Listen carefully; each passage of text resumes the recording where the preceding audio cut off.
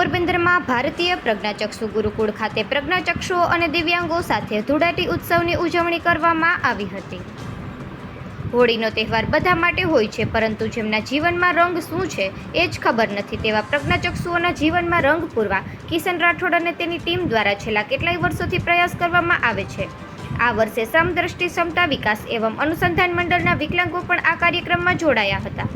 દર વર્ષે આ પ્રજ્ઞાચક્ષુ ગુરુકુળના વિદ્યાર્થીઓ સાથે ડીજેના તાલે ગુલાલ ઉડાડી હોળી ખેલવાનું આયોજન થતું હોય છે. તેમની સાથે બાળ બની ખભાથી ખભો મિલાવી તેમને અંધાપાનો અહેસાસ નહીં થવા દેતા બધા એક છે એવી રીતે હોળી મનાવતા હોઈએ છીએ. આપણે હંમેશા કહેતા હોઈએ છીએ કે રંગોનો ઉત્સવ એટલે હોળી, પરંતુ જે બહારની રંગબેરંગી દુનિયા જ નથી જોઈ શકતા તેમને રંગ શું હોય છે તે જ ખબર નથી હોતી. ત્યારે તેઓના જીવનમાં રંગ પૂરવાનું કાર્ય વિદ્યાર્થી નેતા કિશન રાઠોડ અને તેમની ટીમ દ્વારા કરાયું હતું. પ્રજ્ઞાચક્ષુઓ સાથે આ રીતે હોળી રમવાનું આયોજન છેલ્લા 10 વર્ષથી કરવામાં આવે છે. આ વર્ષે પણ પ્રજ્ઞાચક્ષુ ગુરુકુળના તમામ વિદ્યાર્થીઓને ડીજેના તાલે ઝુમાવ્યા હતા અને મોજ મસ્તી કરાવી હતી.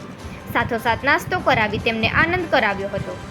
વિદ્યાર્થી નેતા કિશન રાઠોડ અને ટીમના જયદીપ સોલંકી, રાજ પોપટ, દિવ્યેશ સોલંકી, પાર્થ ઉનડકટ, દીક્ષિત, ચિરાગ, યશરાજસિંહ, દિવ્યેશ કોટેચા વગેરે જોડાયા હતા અને દર વર્ષે આવું સુંદર આયોજન કરવા બદલ ટીમનો પ્રજ્ઞાચક્ષુ ગુરુકુળના સંચાલક કમલેશભાઈ ખોખરી અને પ્રજ્ઞાચક્ષુઓએ આભાર વ્યક્ત કર્યો હતો.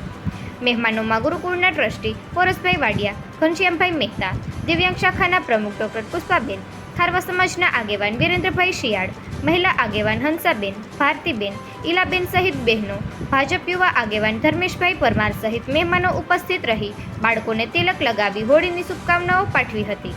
તેમજ સુંદર આયોજન બદલ યુવા ટીમને પણ અભિનંદન આપ્યા હતા.